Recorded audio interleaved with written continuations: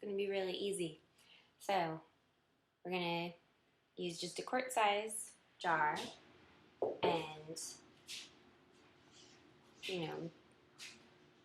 smaller than head size cabbage. And then 2 tablespoons of our Celtic sea salt. So I'm going to shred the cabbage really finely, or however finely you want your sauerkraut to be.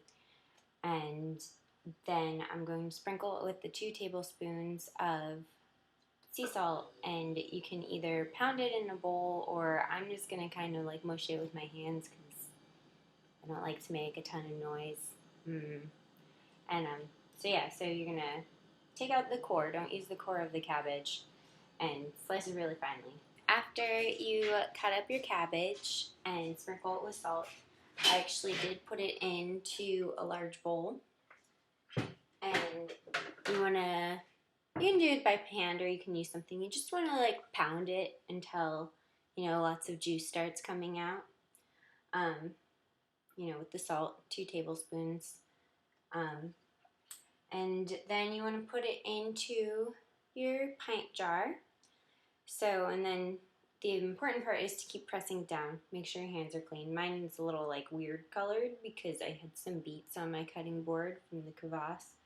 But so the thing you want is, you want an inch of space at the top, but you want for when you put your fist in, you want, see all the fluid rising up?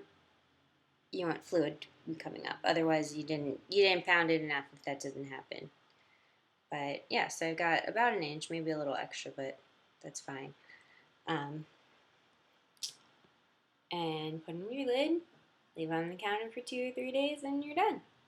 Okay, so it's been 24 hours since I put everything out on the counter to ferment, and sauerkraut is actually already done.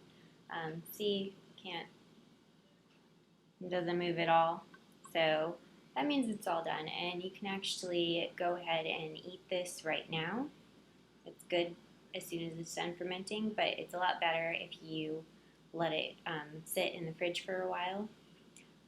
But I'm going to open it up and try some, and maybe even put some on a hot dog. It smells like cabbage. It doesn't really smell like sauerkraut quite yet, but try a little bit.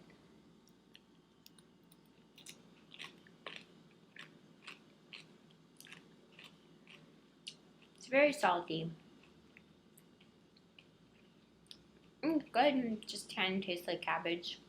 I think probably a week in the fridge would make this like really good. But yeah, it was easy. And now I'm going to be super healthy from my tiny little bite of sauerkraut. So you should definitely try this.